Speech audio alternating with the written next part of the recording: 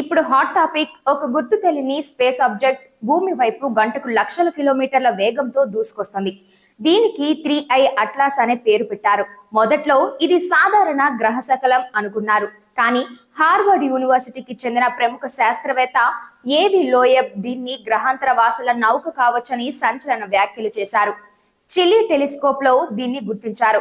Object సెకనుకు 60 కిలోమీటర్ల వేగంతో దూసుకొస్తుంది. నవంబర్ చివర్లో ఇది సూర్యుడికి దగ్గరగా వెళ్తుందని అంచనా. 2017లో కూడా ఇలాంటిదే వచ్చిందని సంచలనమైంది. ఇప్పుడు వచ్చే ఈ ఆబ్జెక్ట్ కూడా గ్రహాంతర వాసులదే కావచ్చన్న అనుమానం ఎక్కువ అవుతోంది. ప్రస్తుతం ఇది భూమిని ఢీకొట్టే అవకాశాలపై పరిశోధకుల మధ్య చర్చలు జోరుగా జరుగుతున్నాయి.